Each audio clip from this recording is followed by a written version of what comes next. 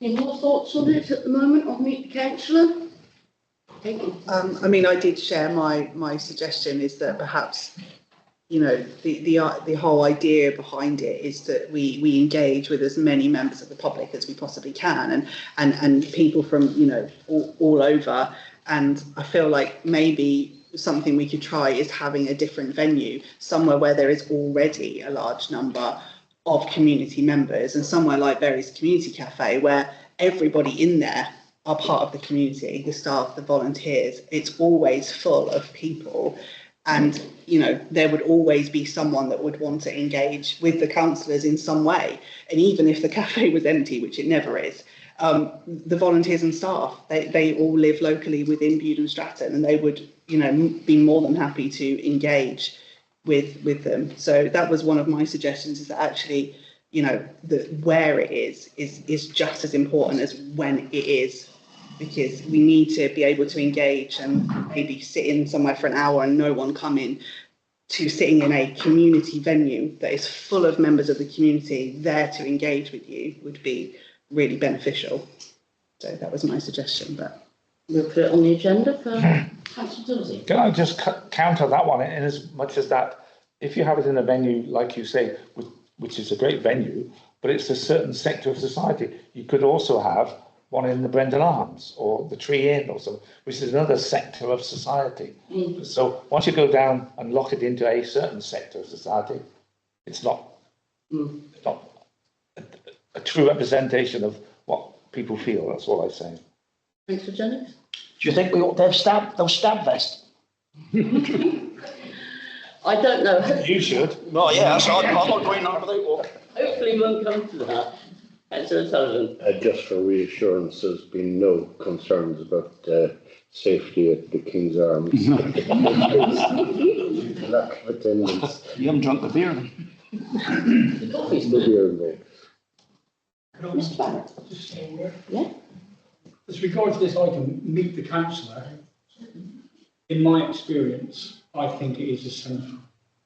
Because in my time of meeting the councillor, it has been very revealing, very illuminating. I have found out things far more easily and openly there than in any council meeting or in any written exchange of councillors.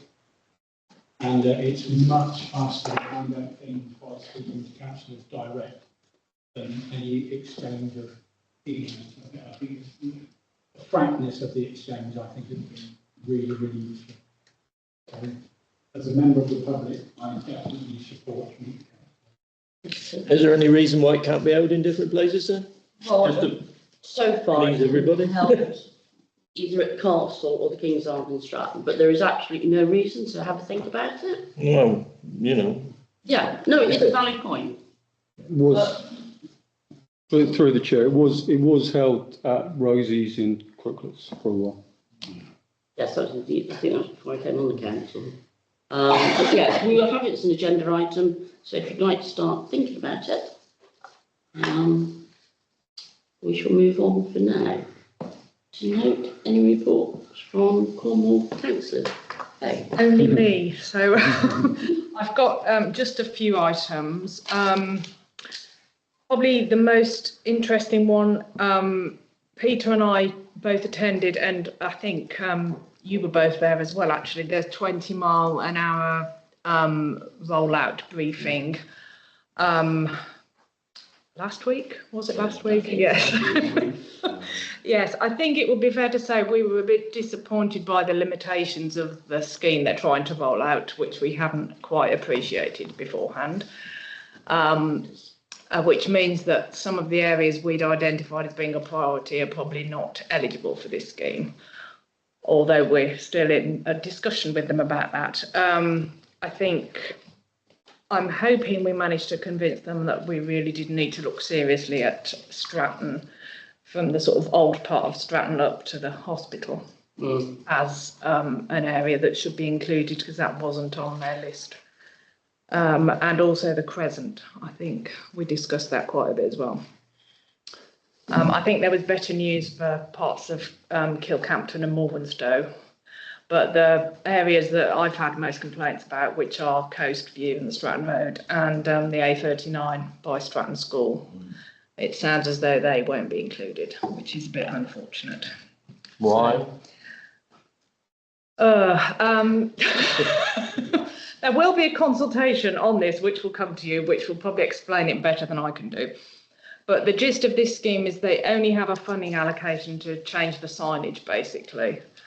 So they will only do it if the road is conducive to encouraging people to drive at 20 miles an hour. So if it's narrow, if there's a lot of parked cars, whereas in particular the A39 and Coast View, which are both through roads, which is another factor, are both quite wide and they don't tend to be that many parked cars on the road.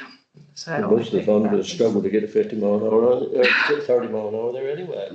So well, that was the other. usually in a queue, isn't it? They did look at the kind of speeds that were being done there at the moment as well, and actually I think in both cases they felt that when they'd monitored it, the average was too high, above 20 as well. So that would make it also harder to enforce it. They have done several studies in Yes. and this is what they were explaining to us. Yeah. That it's no good just slapping a 20 mile per hour sticker up and expecting everybody to go with it. It's having it in the right place. Yeah. So that people appreciate why. I unfortunately couldn't attend, but I had planned to, because one of the areas that is, I've wondered if it was mentioned because it is quite important, is Treleaven going on to Berries Avenue, because nighttime you just hear the cars speeding up there, the exhaust backfiring. The parking there is absolutely atrocious, and as far as you've got the school at the top, you've got the cafe at the bottom, you've got a park in the middle, and it's still 30. And I wondered if it was an area that was mentioned. I think it was. Most of the areas that they'd included were residential streets, basically, rather than through roads. And the Shawlands estate and most of the bit of Amberries, I think, was on their map. Yeah. Just to add to that, just to add to what you were saying, Chair, was that actually, fortuitously, the day before that meeting, the BBC, along with the Highways Agency, had released a report based on the success or otherwise of these particular schemes across the country. What it's shown, that in areas where you have a 20 mile an hour limit, unless the drivers think that that's reasonable, then 75% of people don't do it. They just drive at 30 anyway. And this is the point they were trying to make. You can put a sign up, but they're not willing to enforce it. They don't want to enforce it because they see that as being negative. So they're willing to put the signs up, but they're only going to put them in areas where people will reasonably think that 20 miles an hour is a reasonable speed to drive at. So therefore, on the through roads and the bigger roads, they're not going to do it because people won't comply anyway, and they won't enforce it. So it's a pointless activity, and it just upsets people. Upsets everybody watching everybody drive at more than 20 miles an hour, and it upsets the drivers thinking they're being unreasonably restricted, which is what they're up against, which I sort of understand. I was up in Wales not long ago, and most places in Wales now seem to be 20 miles an hour regardless. And it is frustrating when you've got an empty road that seems to be quite wide and you're restricted with 20 miles an hour unnecessarily. So, but that I think in principle was their rationale. If you want to see it, it is online, you can Google it. It's a BBC report along with the Highways Agency. It's fairly easy to read, but that's the gist of it. Just joining in on the Wales bit. On the tourism aspect, it is felt that the 20 miles per hour, more or less blanket enforcement in Wales is actually putting tourists off. Just adding to it. Councillor Sullivan. Yeah, my personal feeling about 20 miles in inappropriate places is that it encourages bad behaviour. Camelford is one of the ones that, trying to go through Camelford at 20 miles an hour, right from this end to, is just, and you get cars overtaking you. You try and stick to the 20 mile zone, you get cars overtaking you. So they actually lowers road safety just potentially. Yeah, anyway, there will be some kind of consultation coming around about that. So I guess just look out for that over the summer and make sure you make your feelings known. We had a meeting of the Community Area Partnership a few weeks ago. I think some of you might have been at that. It was just the initial meeting for the year. Nikki Chopat was appointed as the chair and Alan Whittle from Lawsels as the vice chair. The health group will continue and there's a new transport group. There is a funding briefing shortly, which so hopefully by the next time we meet, there'll be a bit more information on that.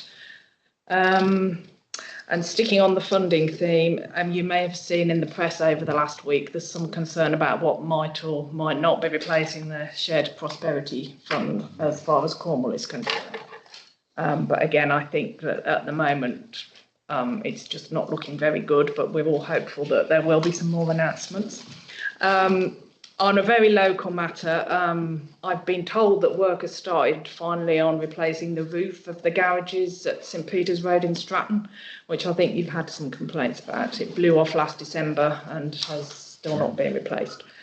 And I've been told it'll be finished by the end of July, but although I've been told that someone has been seen on site, they're never there when I've been round. So, but yes, fingers crossed. Thank you. Yes. Right. Oh, sorry. Any other more questions? Or Who does Crooklet speech these days?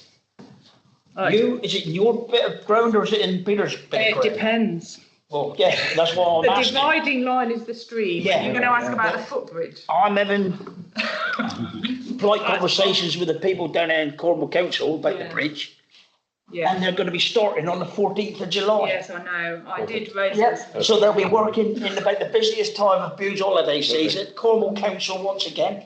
I know. But the argument is if it was St Ives, Newquay, Padstow, it would have been done months ago. Up here, they don't give a toss about it. Well, I was told that something had happened, I don't know what, that meant it was no longer safe to use. So Yeah. they had to replace it urgently. I don't know whether this It was problem was reported in obvious last months ago. November time that it wasn't right. Yeah. And they come along after a while and they screwed a load of ply on just to firm it up. Okay. Yeah. Well, the time they spent out, they could have knocked the bloody thing down and put it up. Yeah. So why is it always Crooklet's Beach that is left out? I don't know. I mean, I did. Would you actually go down and have a walk round Crooklet's I Beach? do, yeah, regularly. Do you do that? Yes, I do. Oh, I know, where you Don't- Don't Don't pick on the lady. No, I'm just trying to get something out here. Because I saw our council workers the other day, Yeah. cutting the grass up Yeah. by the tower. I said, well, what about that? Oh, that's got nothing to do with, that's down across the beach and that down around the front. That's to do with Cornwall Council. it does get awkward, this. So why the hell does the Cornwall Council never do nothing? Well, I guess they would say they are now doing it, but just at the wrong This is a time. brick, I mean, you could go and have a walk round. There's weeds growing all over the place. Nobody ever cares about it. It's supposed to be North Cornwall's premier resort. It's like Steptoe's Yard down there half the time. Well, I don't know if I'd go that far. But Well, yeah, I would did- like you to come and have a walk round down there. Yeah, I do go down there regularly. I have said to them that this is really not a good time to be replacing the footbridge. And they said they had no choice. It had to be closed because whatever has happened has made it unsafe suddenly. And they are going to repair it very carefully, not using any plastic or synthetic materials. And it's going to take till, well, a month, I think. Yeah, so it's going to be like probably the last week of July, the first week of August. Yeah, I would think When so. it's quiet down here, of course, you know. So why you're so, well, hang on, I haven't finished yet. Why are Cornwall Council so slow? I don't know. Well, I mean, you know, with his experience of having worked for the authority. oh, brilliant. Keep it short, 'cause we've got a long agenda, please. Oh, I mean, if we want to go back, if we want to go back in history, I mean, that stream was cleared from the bottom of the stream by the bridge all the way back behind the flats at Woodfield Road. So, you know, lots and lots of things were done historically that are no longer done. I am sure that we could put together a package where we suggested to Cornwall Council that we would take on the maintenance of that bridge and other activity down on Crooklets for a percentage of the car park or some fixed form of remuneration. If Councillor James feels really hard that we should be doing those things. I'm sure that it would be looked Who upon the hell kindly. want to go there on holiday? It's awful down there. Could we move on, please, because we have got a very busy agenda, please. Sorry? Can I just point out that actually the notice board on the group itself says the work will be completed on the 19th of July. Ooh. No, because they ain't started until the 14th. Yeah, Yeah. No year. I think I was told August. Yeah. I don't know. Yeah. Yeah, I must admit, I didn't read the sign when I was down there this morning, but I was aware that it got closed off the other day. Are we okay to move on? Yeah. Thank you. Right, minutes to approve for council, to approve the minutes of the previous meeting of the 5th of June 2025. I'll propose that. Seconder? Oh, Gibbs gone well. All in favour? Thank you. Committees. Planning Committee. We have 2 minutes from the Planning Committee, 4th of June and the 18th of June. Would I like to propose them? I propose them. I'll second All those in favour? Oh, I forgot to ask about any abstentions, didn't I? All right. Facilities and Environmental Services Committee, 12th of June. Opposed. Seconded. All those in favour? Corporate and Democratic Services Committee, 19th of June 2025. Proposer. Between us. All those in favour? Thank you. To approve finance report, schedule of payments made between 20th of June and 3rd of July 2025, which was emailed around, etc., etc. Everybody's had a chance to look at it. Proposer, seconder. All those in favour? Any abstaining?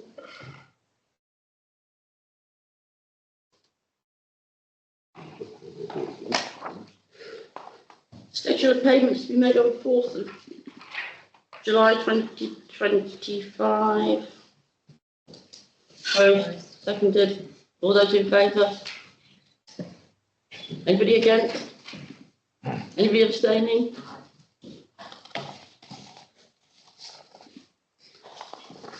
Right, to appoint the council representative to the super council's network. Would you like to just quickly explain? Yes.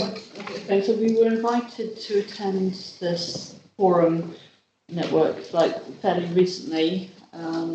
I don't know, sort of 6 months or so ago, maybe a bit longer. And this is a national network of larger councils throughout the country who have a budget of over £1 million, so it includes us. So it's obviously a great opportunity for us to find out what colleagues are doing in councils in other parts of Cornwall, some of the large councils like Falmouth, whatever, but also our country. So there's some interesting conversations that have taken place. I have been attending these meetings. They happen, I think, every 2 months. I'm fairly sure it's every 2 months. And Peter LeBroy was our representative under the previous term. He's rather busy now with his Cornwall Council commitments. And so it would be helpful if we had another representative to attend these meetings. Do we have anyone who would like to? I'll volunteer if nobody else does. Well done, Tony. Yeah. I'll second Tony. Yeah. Cheers. Shall we vote on electing Tony as our representative? Can I propose, Tony? All those in favour of Tony? Yeah. Well done, Tony. Thank you, Tony. All right. Right, now, Tony, you declared an interest in this, and Yes. it's a letter of support to the first youth scout group. If I get you to read. Well, it can probably be. Do you want me to read it out, or do you want? Because I need to leave anyway. But I can read it out, and then you can consider it, and I'll come back in when you finish. or you can just read it. Summarise it and then. Yeah, I'll summarise it very quickly then, if you're happy for me to speak. First Bude Scout Group have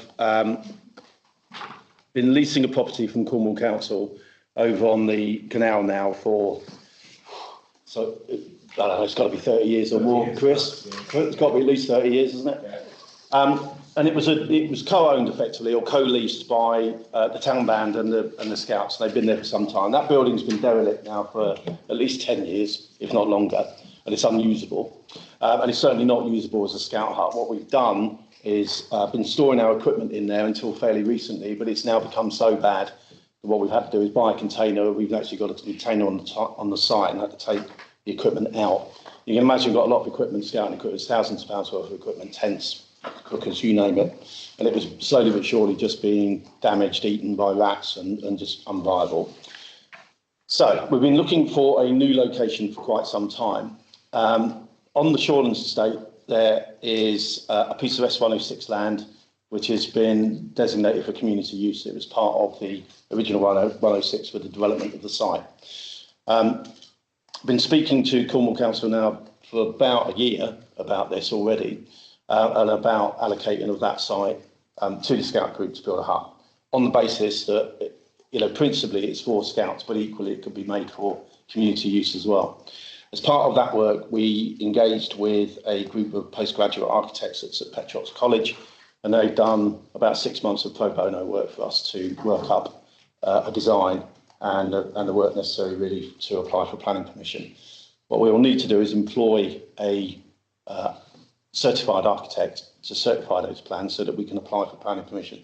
The intent at the moment is to apply, to gain permission hopefully by October.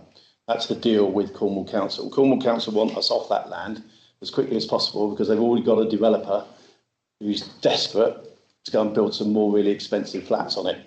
That's the nature of it, unfortunately. That's nothing to do with the Scouts, that's just the nature of it. But Cornwall Council want us off. We're willing to move.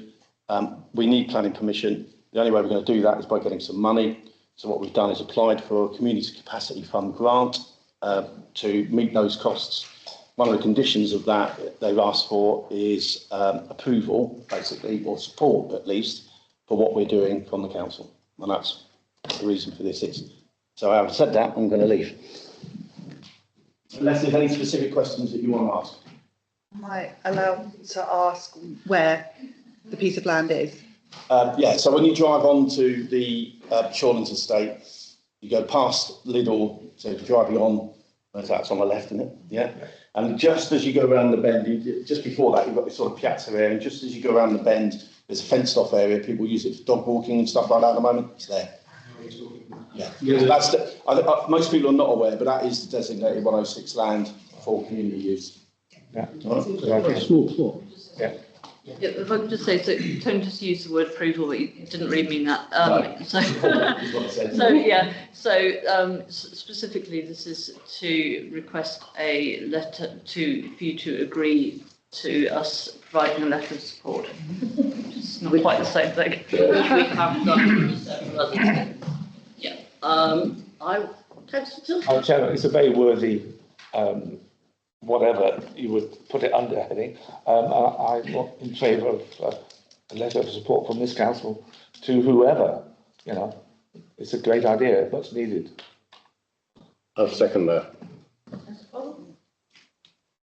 I've got no problem with the Scouts relocating to Shorelands estate. I think it's probably going to happen and it's a good idea and we should be supporting it.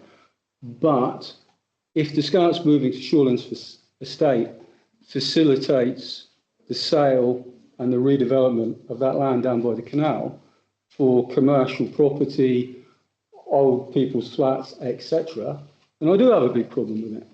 So whatever letter we write, I think there should be some kind of caveat that wouldn't apply for most of the funding elements, etc. There's some kind of caveat that we are not facilitating the Scouts moving so that the council or Cornwall Council can sell that land to a developer for some more nice posh retirement flats.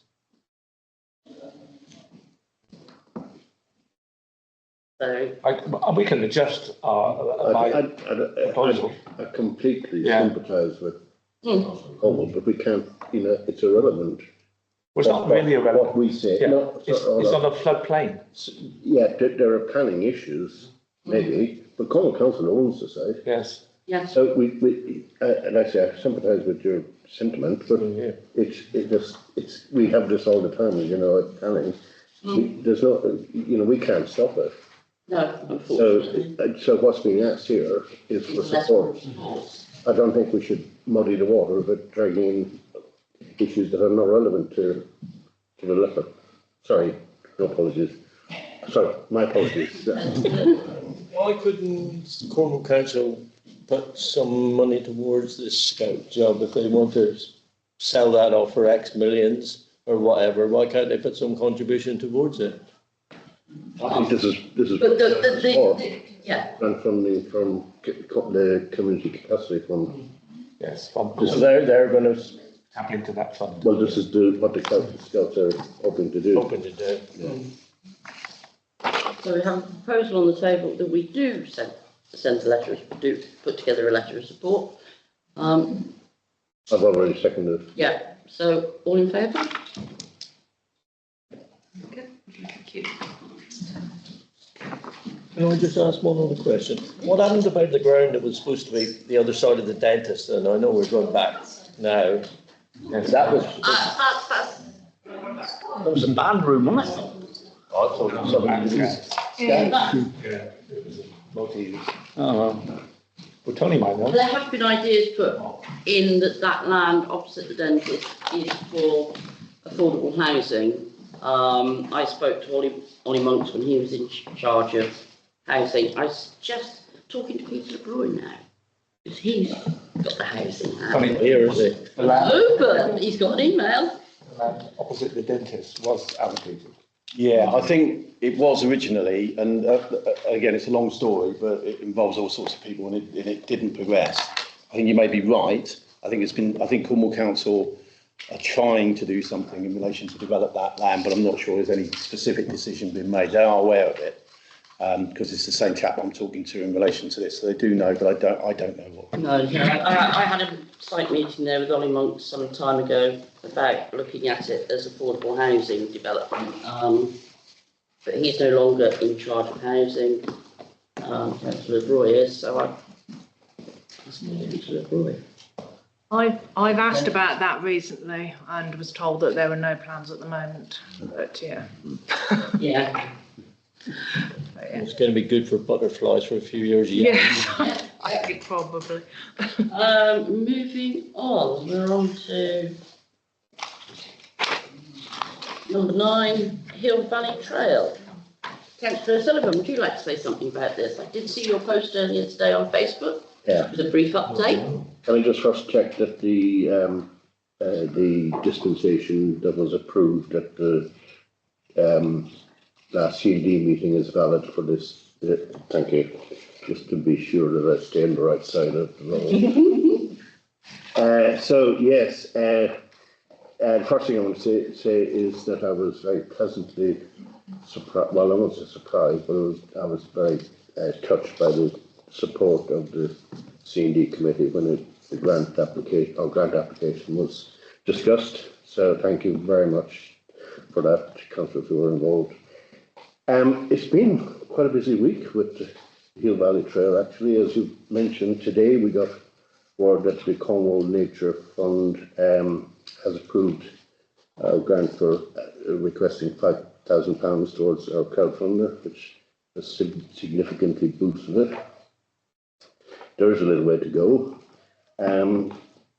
It was not surprisingly on the agenda there was an extraordinary meeting of Mount Church Parish Council on Monday to discuss it, and there was a few options discussed. One of the things was that, and Councillor Emery might be able to update us on this one, but one of the things that the council did approve was to write to Cornwall councillors and leader of Cornwall Council and MP Ben Maguire, expressing concern at the way grant applications have been assessed, and we feel that we've been overlooked quite considerably when parishes all around have been, receiving generous grants. And it was an agenda item on last night's Council Parish Council meeting, and during the course of that meeting, Councillor Chopak indicated that maybe there might be an opportunity to tap into some Cornwall Council grant funding that to help us. So I don't know if you've got. I don't know the details. I think there is a pot that hasn't been spent and has quite a short deadline on it. So I imagine that's what she's referring to. But I don't know the details. No. Obviously, that would be very helpful if we could tap into that one. So I think Councillor Gibbs wants to ask something. No, there's a couple of things. Firstly, I think I've seen a post from Ben Maguire today. I believe he's been stood up in Parliament today making exactly that point about the lack of appropriate funding in this area. And it feels that I wonder where you got that idea from. I wonder, but I'm fairly certain. I was just looking it up on here. But I did see that. Yeah. So he's actually been mentioning that in Parliament today. So yeah, but I think that's the successor for the capacity or the shared prosperity fund. Yeah. But I think it's all linked in. Yeah, absolutely. Yeah. Whose patch is it in from a Cornwall Council perspective? Is it Nikki Chopak's? Yeah. Okay. It's in. Who's it? Patch. Yeah. It's the Town Council. Your ward. Yeah, and it's Nikki's. It's a strange sort of one, really. It's but the Council Parish Council are hugely supportive of this as well. So, any questions? There's a deadline you have to have funding sorted by, if I think. Yeah, the terms of the community ownership fund that we grant, the major one, 152,000. We've got notification of that one, confirmation of that one in the 23rd of December last year.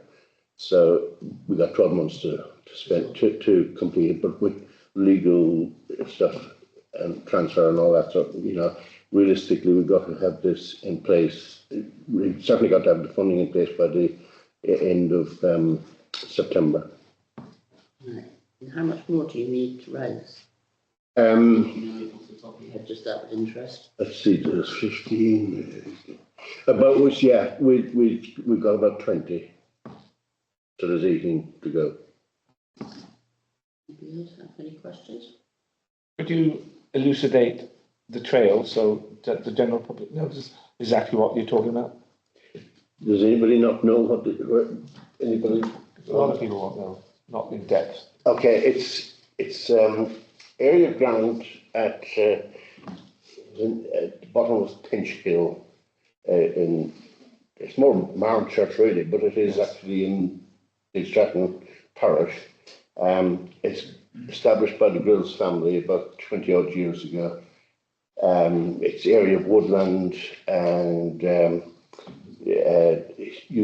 very popular with dog walkers and dog walkers who haven't got a dog, and it's also some place that is popular with young families because there's access to river and streams and that, and which one of the other significant concerns, of course, is that nearby Walesborough, since it was sold, a lot of the permissive paths have been closed off, and the Hill Valley Trail is currently there's permissive access at the courtesy of the landowners, but the objective is to bring it into public ownership to guarantee unrestricted public access in perpetuity. Okay, so you haven't told us where it is then?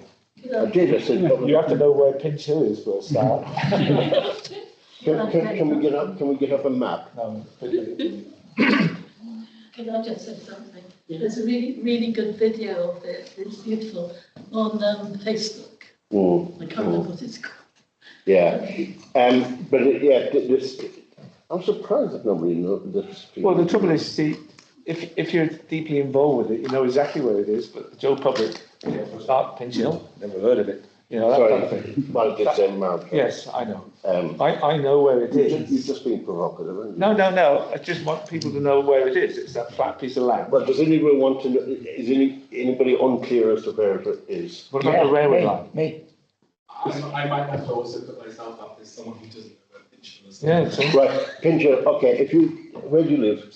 I live in Bude-Stratton, the Shorelands estate. Okay, so if you're going down the A39, Yes. and you turn left for Mount Church, first turning for Mount Church, go down the hill, and then you go over a little bridge and up the hill to Mount Church. Well, one of the entrances is on the right-hand side there.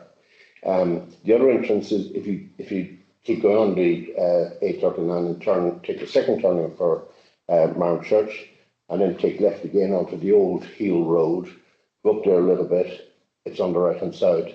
The entrance there on the right-hand side. So it's a narrow stretch of woodland, natural, you know, it's rugged, natural landscape, so to speak, and it's you should visit sometime. No, Dad, you've honestly sold me. My family's getting a new dog soon, and I might suggest that we might go there.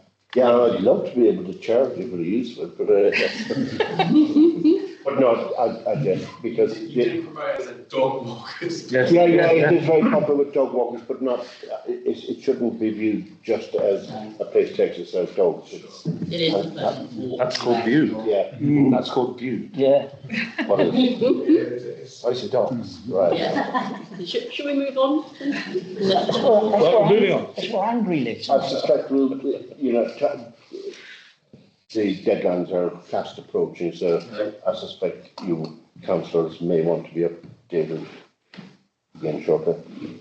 Absolutely. Because I'm just looking at the item, so it's with regards to the purchase of the Heel Valley Trail and approving the actions. So there's no actions at the moment. No, there's not. No, this is purely.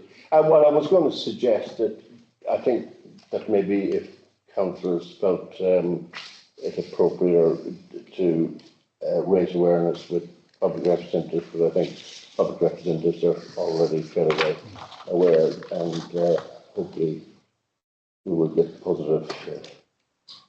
Yeah. So on the back of that, on the back of the point I think I was making at the committee meeting relating to the grant, I think it would be helpful if we could set up some formal dialogue between ourselves and Marnchurch Parish Council, if we're minded to do it, over this particular issue, rather than perhaps Tom yourself individually coming to represent that particular issue. You know, so that what we've got is a formal line of communication. If Marnchurch are looking for support or money or whatever that might be, and then it feels like the appropriate conduit would be via the relevant town clerks potentially to be talking about that at that level, and then we can have these discussions at sort of council level, having been fed in that way with a fuller picture. I don't know how you feel about that, but it just feels tidier. And then likewise, I personally feel comfortable about another local council coming to us to apply for a grant in the same way as a charity would. It just doesn't feel quite right. I'd rather it be a more formalised arrangement, and then we know exactly where we stand with it, and it's gone through due diligence and process. I think is the Yes. Yeah. Can I respond to Tom first? Yeah. Of course, it was something when you weren't on the council that this council was actively considered and decided that it was, understandably, that it wasn't something this council could put major funding into. And the idea actually was that for Mounters to do it on our own, to relieve the burden on staff here and councils. But I have, over the past 2 years, as part of my involvement in this, encouraged councils to go to different meetings, exchange of meetings.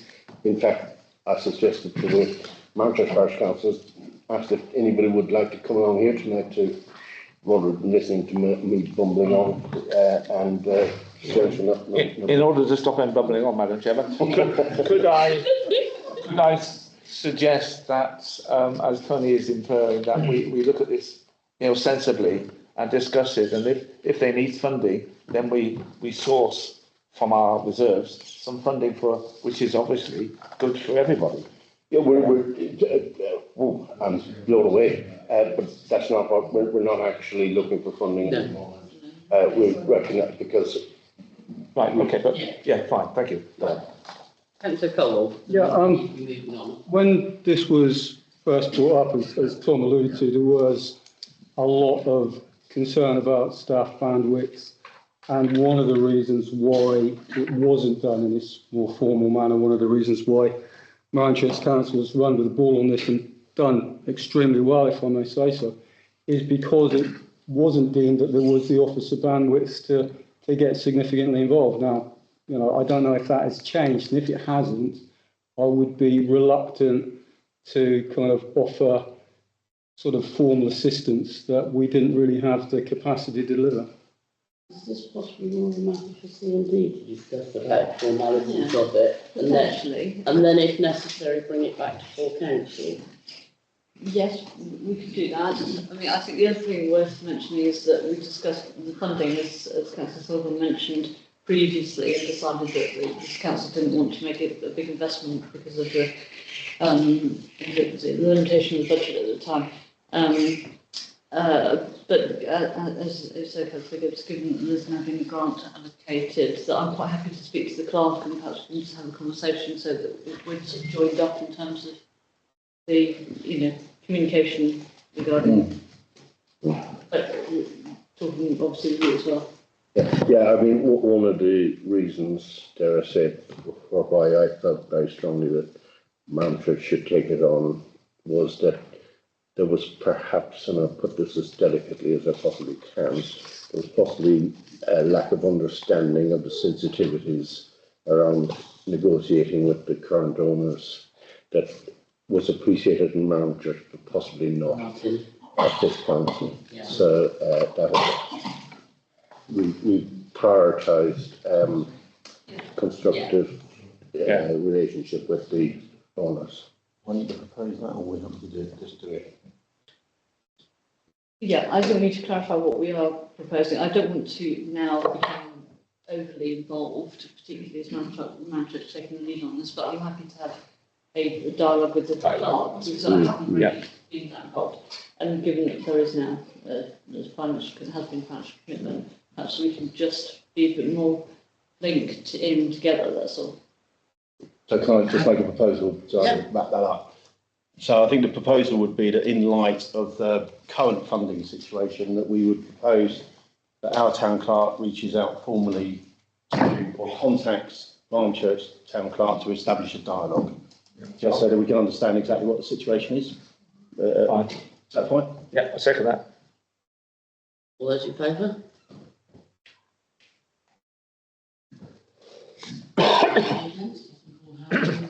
No, I declare an interest, so I'm abstaining. And if my abstention could be recorded as, thank you. So there's one abstention.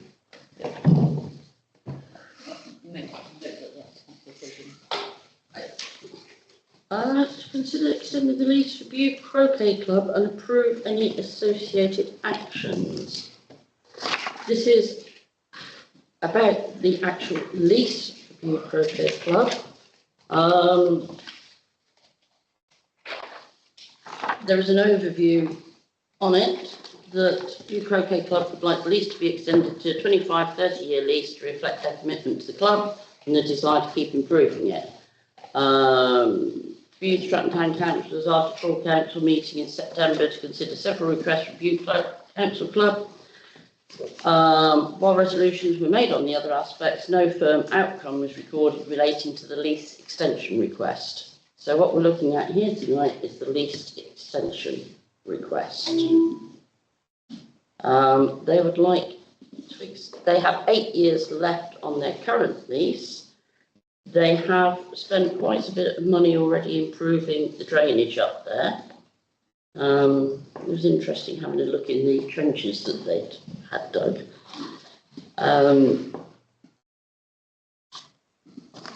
So basically, our options are to approve the request to extend the lease by the requested time frame, to extend the lease by another time frame, to refuse to extend the lease. Councillor Tilsley. In order to move this on, it's a very worthy cause. It's next door to the cricket club that have obviously a perpetual lease there, and I am going to propose that we take option 1 and move with that. Would you like to second that? Councillor Cromwell? I'm not seconding it. I am minded to reject this out of hand. 8 years is a substantial amount of time left on their lease. If they had 8 months, I would have some thought that maybe extending would be a good option. But that is the full term of this council and the full term, or most of the term, of the subsequent council. And we are being asked to extend the lease beyond that, which I think is frankly, it's not reasonable to do so. That piece of ground has been improved by the Croquet Club, but that piece of ground is available only to the Croquet Club in reasonable terms. And there might be, in 8 years' time, or 7 years, or 6 or 5, other community groups that might fancy a bit of a go and might be prepared to do even more with that ground than the Croquet Club has. So I am not minded to support this at all. So I understand a little bit about the history of some of this stuff. I was the chair of the planning committee when the hut was first put on there, and the idea of putting in a permanent hut and the issue with drainage and all of that stuff. What's been really interesting, I think, over the years is about the development of the Croquet Club, and when it first started as a sort of a few people with a good idea, and it's clearly now turned into quite a substantial thing in its own right. It's quite a well-supported club. I understand that the clubs visit from nationally here. It's got a really high reputation. They've invested a tremendous amount of money, effort and time in that space. I appreciate what you're saying in relation to other users might want to come along at some point in the future. However,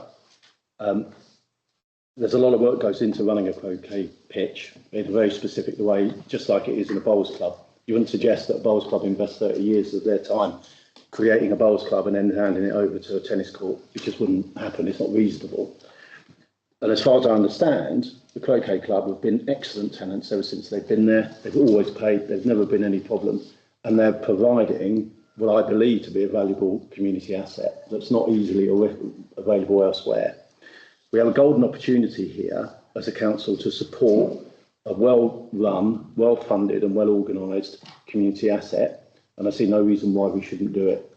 I see no reason at all why we shouldn't offer them the opportunity to extend their lease on this land so that they can invest appropriately to turn this into a truly national class facility, which I think is what they're looking to aim to do.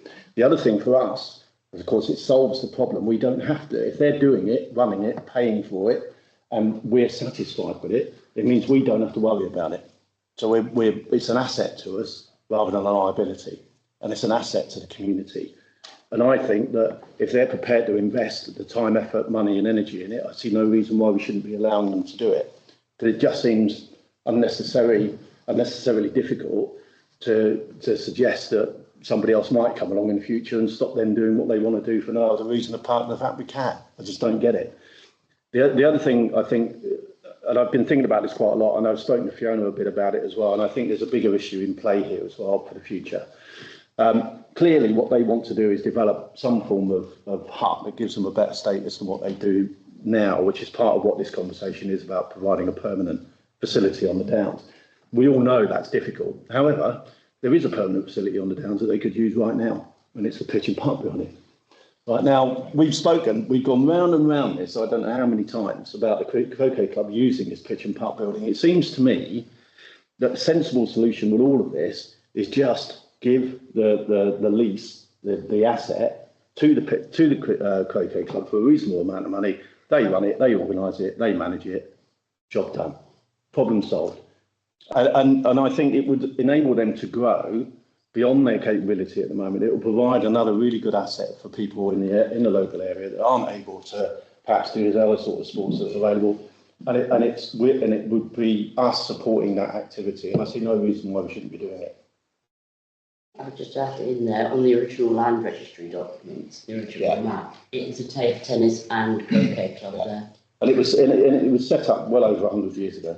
It's one of the oldest clubs in the town. Yeah, can I just ask, one of the reasons given by the croquet club for not using the pitch and putt pavilion is because they say that the council is going to use it for youth activities. I don't know what these are, sorry. From what I understand, the investigations by the council into having the pitch and putt building used by various youth facilities, none of them particularly keen on it. So this issue with was that when the Pearl Exchange was there? Is it historical thing or is it post?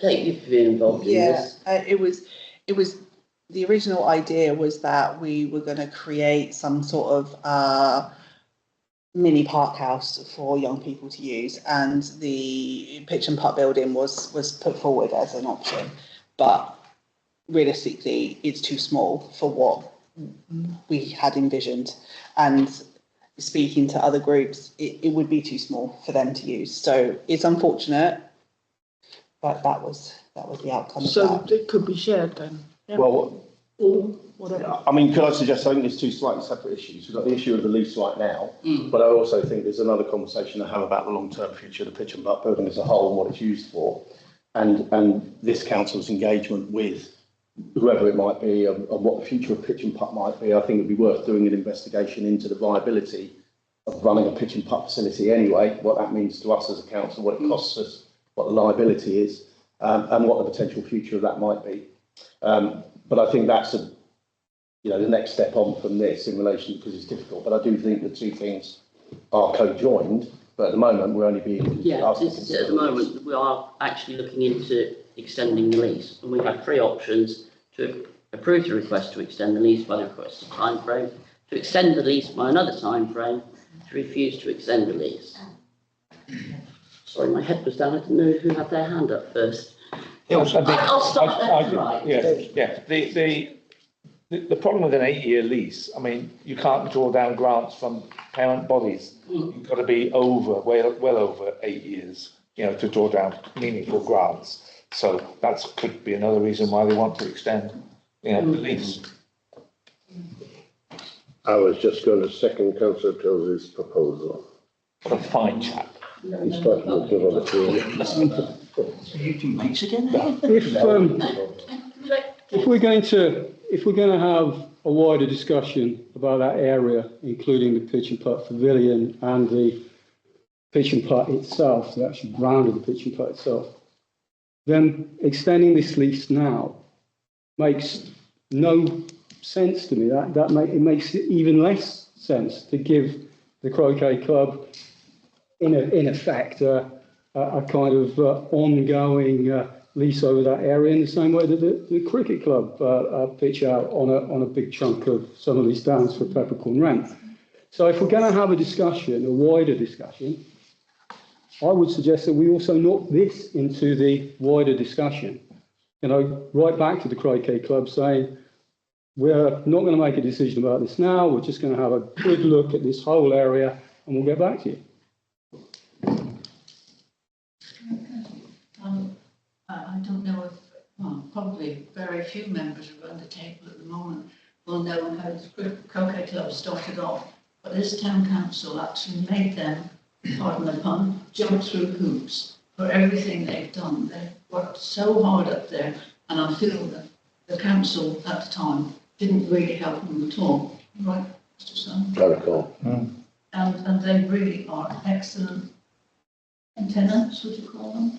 I think it wouldn't hurt the council to go along with them at the moment, to sort of say, okay, yes, we treated you badly, but we've seen how things are working out. Yeah. That was that council. we are a different newer council. Who's that? A member of the public may be allowed to speak on this. I am frankly astonished by what I'm hearing from this council. My awareness is that you people are voted into position by the electorate, the people of this town. I also understand that you are, if you like, the custodians of the downs on behalf of the people of Kew. It sounded very much to me just now as if you were representatives of the croquet club, which I find astonishing. Now, I can remember sitting in this room when the croquet club hut, as it is now, was an issue that required thought and voting and quite a lot of discussion. Drainage is one of the issues that caused a great deal of concern there. I don't know what drainage you're talking about here. I would hope you're talking about land drainage rather than drainage put in because we want toilets and sink and, if you like, you've jumped the gun. But I'll tell you this, if any of you people are voting now to propose that there is a permanent hut for the croquet club put on those dams, there will be hell. And I say this as someone who looks at the croquet club and thinks that is an excellent use, and they've been brilliant tenants of that ground. But by God, you've got to be careful, you people, what you decide to do with that. I don't think you've thought about that. Hello, I should have perhaps said earlier, I'm Martin French, I'm the secretary of the Croquet Club. I'm very gratified by many of the comments made. I can reassure you the drainage is indeed only a land drain. Just one corner of the area where our clubhouse is very wet through the last 2 winters, so we've got a drain that runs down to the sofa on the far corner.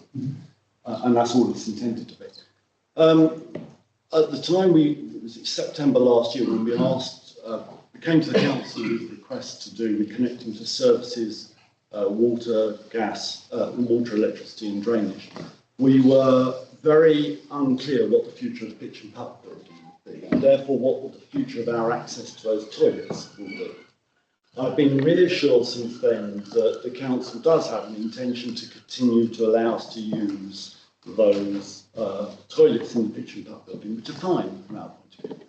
So at the moment we can't see any reason why we would want to change the clubhouse. We've just spent 2 years building, painting, fitting out and so on. We're perfectly happy with it as long as we have continued access to the toilets. We're not looking to build a mansion there. We're not looking to add a jacuzzi or anything else. We're fine. What we want to do at the moment is to improve the lawns. We're in an amazingly fortunate position of having somebody who's investing in giving charitable donations to small sports clubs, who's offered us some money to help us do that. The sensible time to do your works is September. So I'd be disappointed if this all gets dragged into a longer consideration about what else the council might do with the pitch and putt over years to come. So I'd be delighted if you would extend our links, please. Thank you. If I may just clarify, maybe I wasn't clear. Certainly from my perspective, I certainly wasn't supporting any sort of permanent structure being built by the Croquet Club on the Downs, and fully appreciated the sensitivity of the area. The suggestion was that we already have a permanent structure on the Downs that could be made available for Croquet Club use. Therefore, the whole discussion around drainage and everything else goes away because you've already got an elegant solution in place. So, and I'm not, again, advocating for the Croquet Club. I'm advocating for a community asset where, as a town council, I believe that we should be supporting, and I think I'm perfectly entitled to do that. And everybody is perfectly entitled to go home about the way they feel about it, which is what we're here to do. But ultimately, we are here to make a decision. And I feel that a decision wasn't made previously when it could have been, and I'd be disappointed if we don't make a decision now. Come back.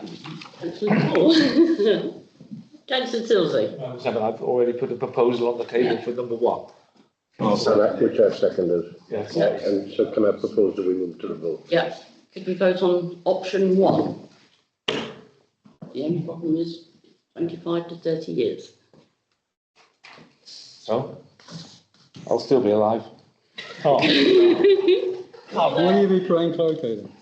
All those in favour of extending the lease, and we are literally just talking about the lease, we are not talking about making the croquet club current clubhouse a permanent building on the Downs, because that would be to do with planning permission, and at the moment they only have planning permission for the current temporary structure.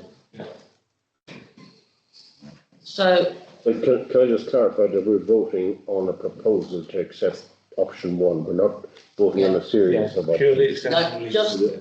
option one. Right. To approve the request to extend the lease by the requested time frame. The requested time frame is a 25 to 30-year lease to reflect their commitment to the club and their desire to keep improving it. Can I just ask, and maybe this is it 25 or is it 30? Or is it 28? Or is it 26? What is it? Yeah, that should be clearer maybe. Is the secretary able to? Well, we could set the time, we could set it here. I mean, we could set it. Yeah. I think we could accept the lower figure. 25 is fine. 25. They'll be happy with 25, I'm sure. Yes, that's right. Yeah. Can I propose that we do number one, added to that list for 25 years? Amend it to be 25 years. Right, all those in favour? All those against? Do again. No, so can we do that again? Yeah, sorry, all those in favour? I put two hands there, one. No, No. 2, Four. 3, 4. All those against? 1, 2, Three. 3. Okay, abstentions. Sorry, I Three. was sure. 2. Okay, that's carried. Hey, Well done. common sense. Not really. Shut up. Right.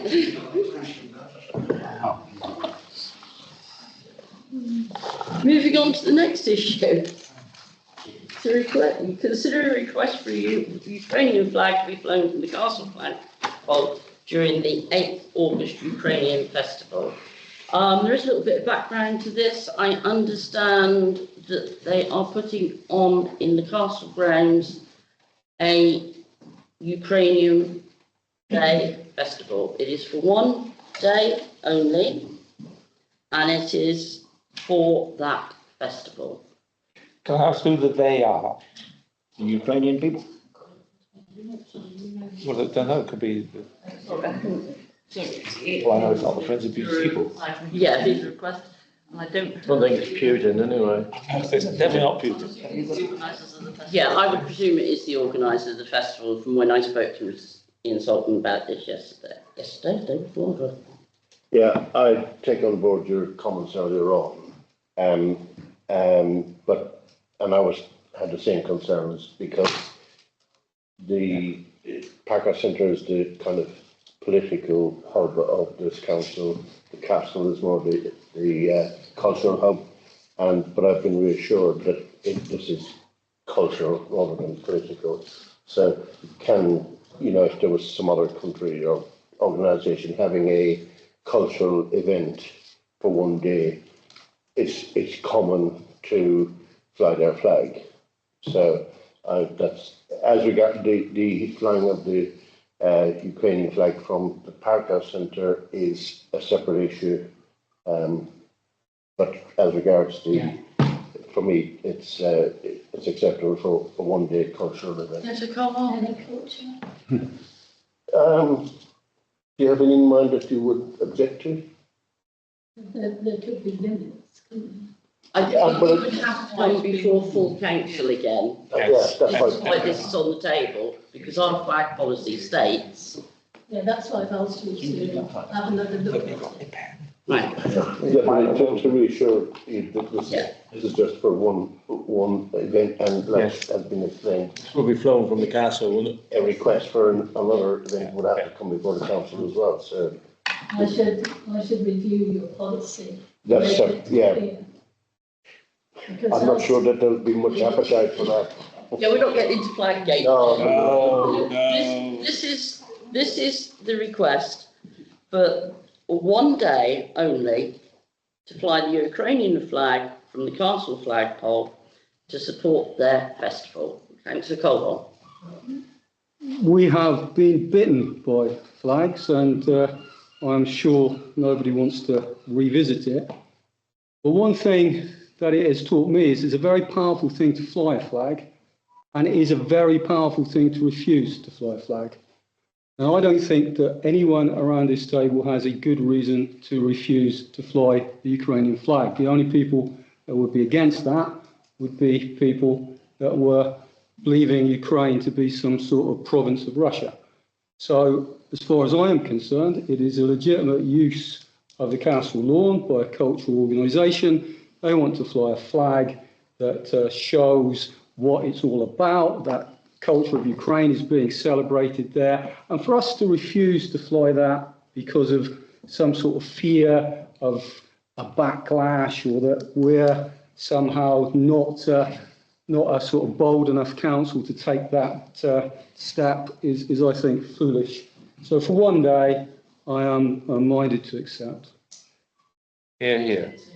I find this really difficult for lots of reasons. Having watched from afar the shenanigans around flags and stuff, and I absolutely agree with you. The flags are really powerful symbols. People live and die under flags, and they're doing it today, as I know. And so it is the ultimate symbol, really, of nationality, and it's the ultimate symbol that you get behind. So it's hard to not politicise what it stands for, regardless of what the event is. It always has a political meaning, and it's unavoidable because of what it stands for. And Ukraine, in particular, at the moment, is particularly political, and there's no denying it. If it was a European flag and they weren't at war with Russia, well, yeah, but it's not. It is Ukraine. It is symbolic, and we are flying one already permanently from here. So therefore, there's an added sort of issue, I suppose, with that, which conflicts me, because I agree with you. I think that actually, in principle, yeah, it's just a flag, put it up the pole. It's a cultural event, no problem. However, there's all of that other stuff that I've just described as underlying that, which we can't ignore. You can't just sit there and go, well, it's just a cultural event. Well, yeah, it is, but it's Ukraine. And we are already showing support for Ukraine by flying a flag from here already. So what does it say? And I firmly believe, as a town council, that we shouldn't be political. You know, it's not our job to be sitting here and taking sides on a national political level. It's just not our job to do it. I'm not interested in that. It's not what I got in the town council for. I'm not here to make national political statements. I'm here to make sure the town gets looked after properly. And that's what matters to me.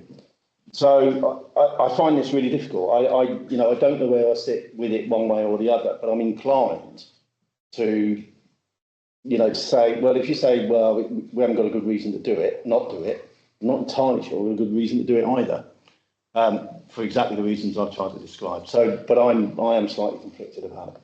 I must admit, it is a difficult subject, having been through flag day. I totally get the request to fly the Ukrainian flag for their festival. We have an awful lot of Ukrainian people living and working in Bude. And I totally get where they're coming from. And I also get the statement about, is it a political statement? So, yeah, I am torn between the two, totally. Sorry, could you? I'd be quite happy for one day for their festival. That is completely different than having it outside of the council or offices, your offices here, continually. It is, it's just not nice. Unfortunately, that is not. That can be discussed. Yes. I agree with that. Yeah. It's not a problem. But you should not be political, and that is so annoying. That was a decision that was taken. By the previous council. Yeah, by the previous council. We have that decision, but what we are actually voting on tonight is to consider this request for the Ukrainian flag to be flown from the castle flagpole during the 8th of on the 8th of August for the Ukrainian festival. Okay. I would like to propose that we do fly the Ukrainian flag from the castle flagpole for their one-day festival, because they are part of our community. There are a lot of people from Ukraine, and I would like to think that any nationality that wanted to have a festival on those lawns would want their flag to be flown for that one day. And if we say no to Ukraine, then we have to say no to any other country that comes along, because we can't just say, no, we won't fly your flag because of the political situation around you. What we have to try and take ourselves away from that, and actually they probably just want to celebrate the country that they're from and the country that they still cannot go back to. And I think it's just one day of having a flag for their celebration, and then we take it down. And that's, I think that's that. Councillor Tilsley? I agree with the lady there. I'm in favour of, the flags for one day, but continuously, I think we should revisit our policy on flags like that. I mean, you could have a Welsh one up there all the time. Yeah, but we're not at war with those. Not this week, anyway. Excuse me, I just asked the member of the public to speak. Thank you so much. I wanted to make a sort of counterpoint to the suggestion that it's a political decision to approve the ability for them to rise the Ukrainian flag for that one day during the festival, because it is not necessarily the town council's political decision to make. The request was made by whoever made the request. We're thinking the organisers, and it is for the festival of those organisers. We believe in political expression and giving them the freedom to do so.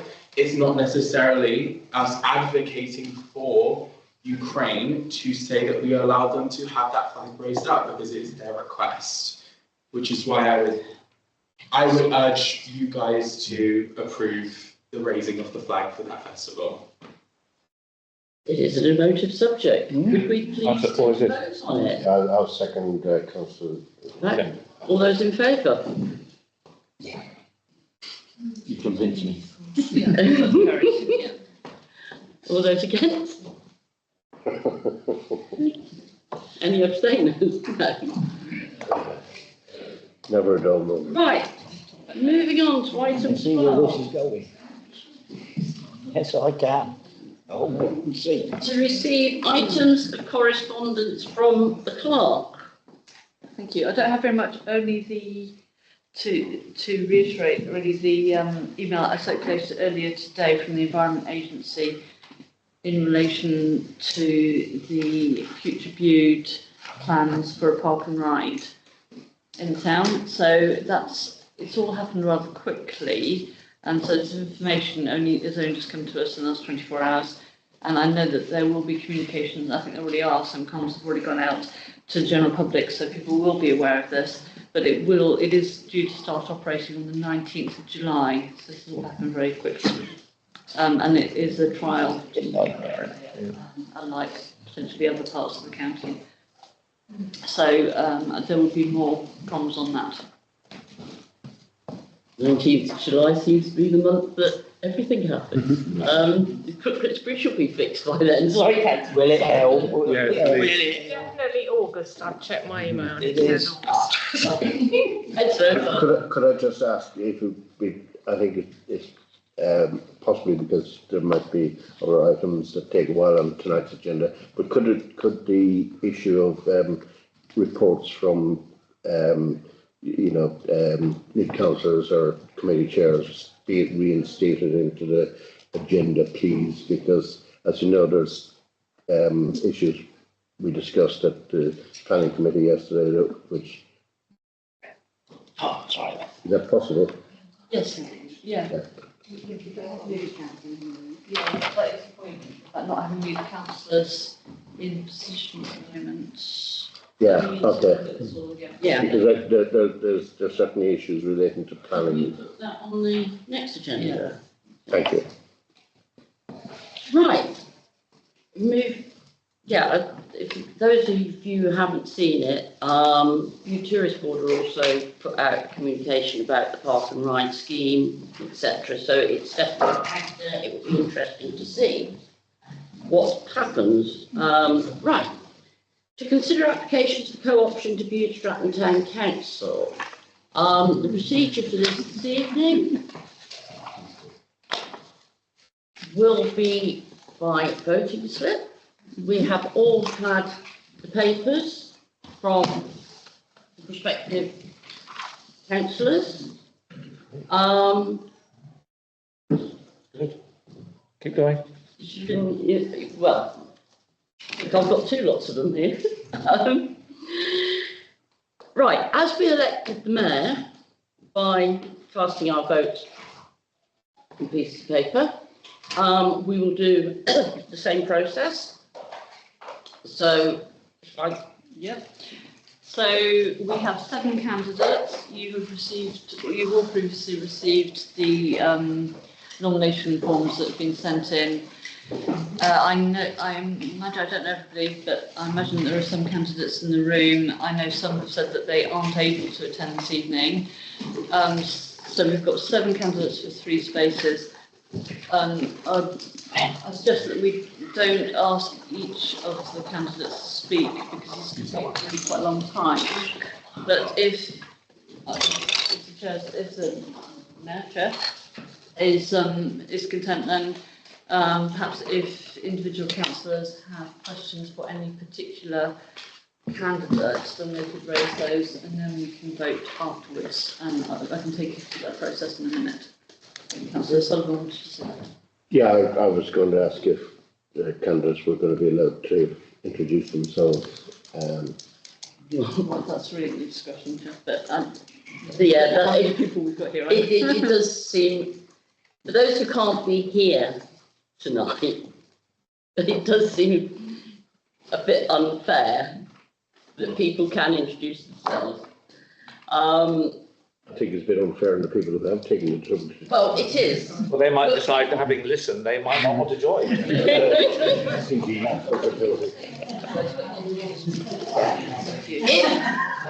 I would suggest time-wise that if you wish to speak about your application, could you please keep it really short?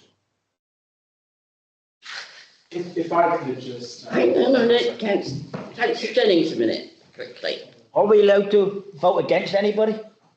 If you don't vote for them, you are voting against them. It's not quite the same thing, is it? Not the same thing, is it? No, it's the way the process is, okay? Councillor Colwell. First of all, I'd like to thank everybody that put their name forward. I was a co-opted member of the council last time. I was the only co-opted member of the council in the last iteration of the council. And this time round, I topped the poll and got the most votes. And am I a more legitimate councillor this time than I was last time? Self-evidently, that is not the case. Do not feel that you will be a lesser councillor because you've gone through a co-option process rather than an election process. I had to sit in a slightly different manner when I faced co-option, and some members of the previous council felt that they would perhaps be better off with an empty seat rather than a co-opted member. You are in the joyous position of this council being welcoming you as co-opted members. So when you take your place around this table, don't feel yourself less of a legitimate councillor because you've been through co-option rather than election. That's all I wanted to say. Very quickly, Councillor Sullivan, then Councillor Jennings. I was just going to make an observation, and one of the reasons why I asked if candidates could speak was because having gone through all 7, I'm not sure, well, this is for the Stratton ward, and I noticed that none of the candidates mentioned Stratton in what they sent us. In fact, they don't even mention Bude-Stratton. It's Bude, but it is for the Stratton ward. So I just wondered if any of the candidates wanted to mention, Madam Chairman, anything pernickety? I know councillor Tilsey has to go. Yes. I will leave my 2 votes there, Madam Chairman. You can't do it? You can't do that. Can't do that. Oh. Got to be here. Can we stay? Just 5 minutes, yes. No, just go, just go. No, I'll wait. Councillor Jones, very quickly, because Well, we're only after councillors here. Don't you think we ought to wait till we've got enough councillors no, here to make the vote? we have enough councillors here to vote, so we are going to vote. Well, there's only 9 out of 18. It's democracy. There's only 15 at the moment. Well, there's only 9 out of 15 Well, then. There's 3 more over there. The quorum would still be the same, whether it's Yes. 3 or 18. Yeah, could we move forward with this matter, Yes. please? Well done, Chair. But Very quickly, who wants to speak? Yes. Yeah. Yeah. Hello, good evening, I'm Patricia Rogers, lived in Bude for 10 years, recently moved out to Marshall.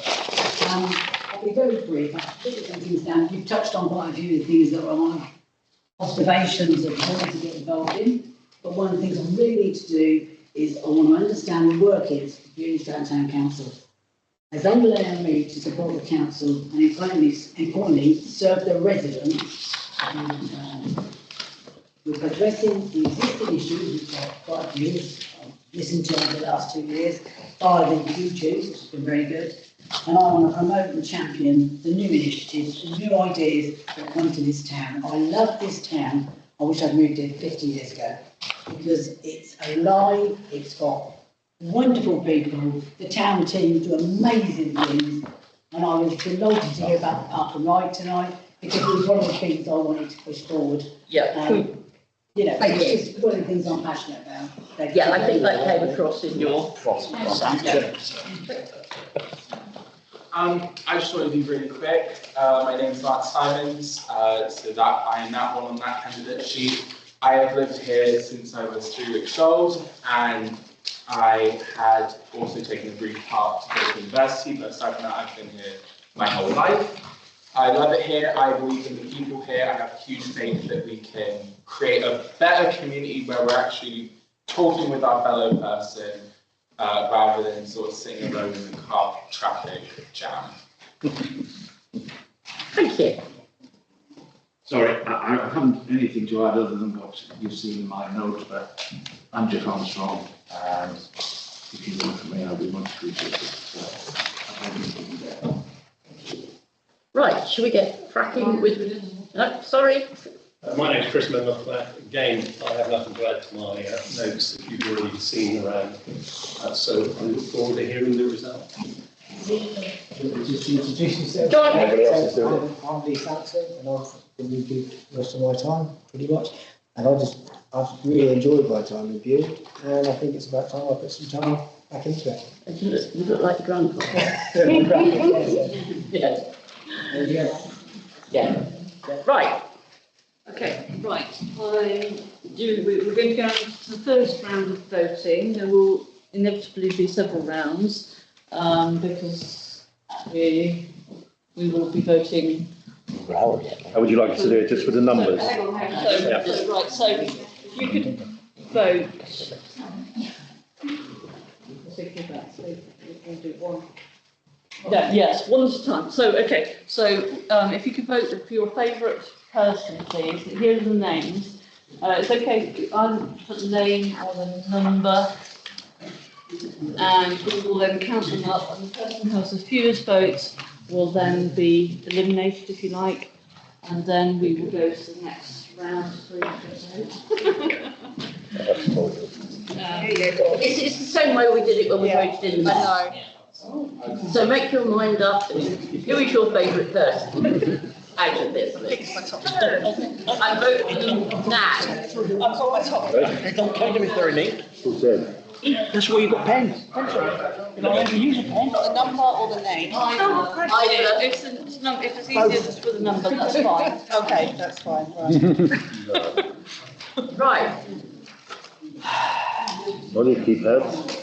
I've written my favourite person today. Come on, Trace, here we go. Right, and you come out when you're ready.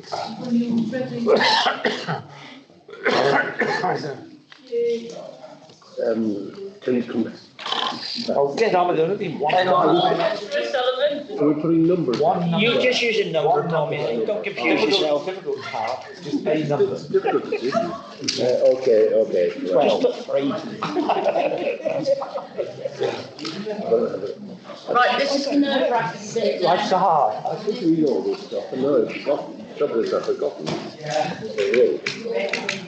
When did we get that email? There is no email. But this for them.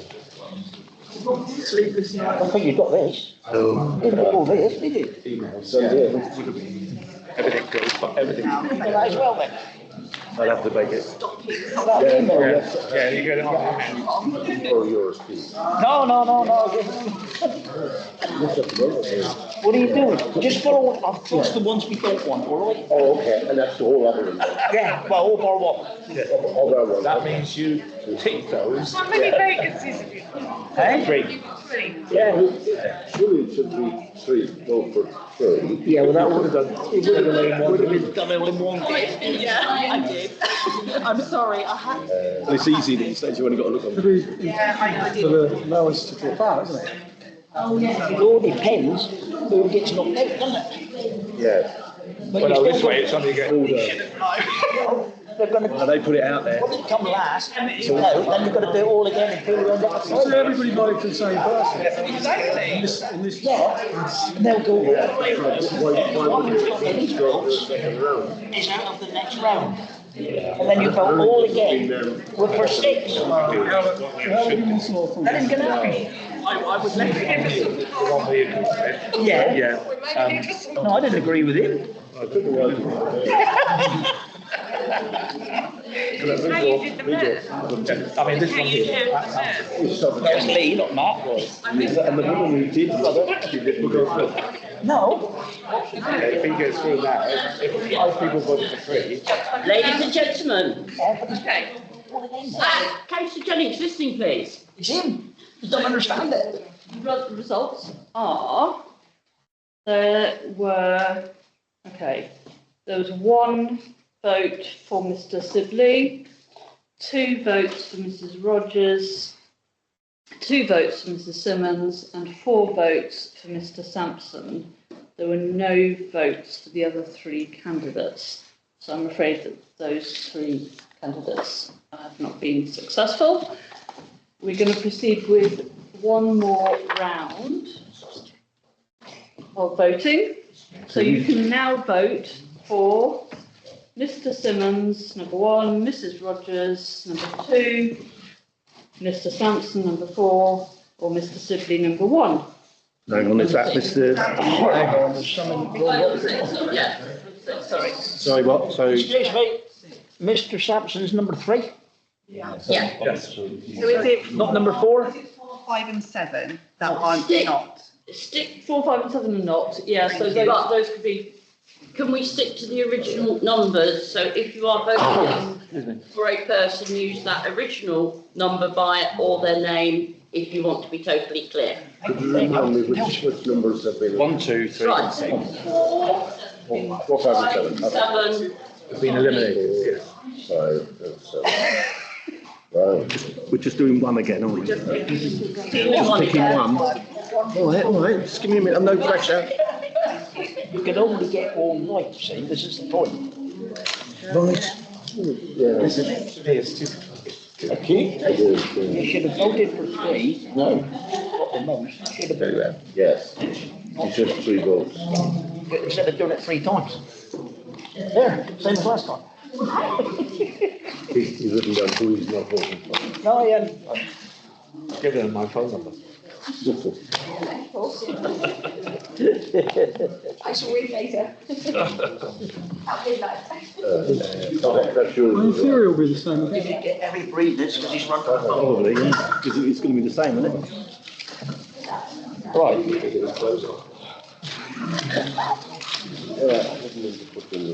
Right. Sit down, you can't go yet. I'll make sure Mary that's There is a method for this money that has to be spent really quickly. Yeah. If I have the opportunity. Yeah. Your mate didn't get in. Anyway, it's a Thursday, Friday, Saturday, order anymore. It's really good. Don't know him, don't know him. There's been holiday making and all sorts. So, Ladies and gentlemen. Okay, I can now announce that the newly co-opted members of Bude-Stratton Town Council are Mr Simmons, Mrs Rogers and Mr Sampson. So congratulations. Congratulations.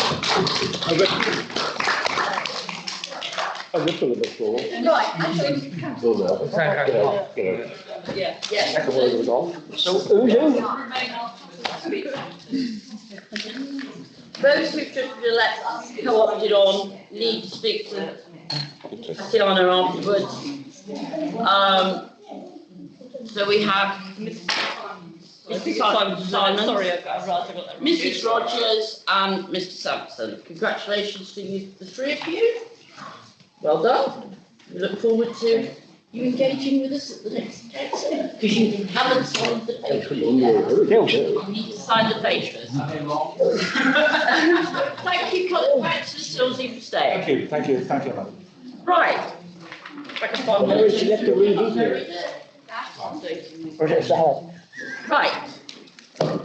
To note the date of the next meeting, which is Thursday, the 14th of August, 2025.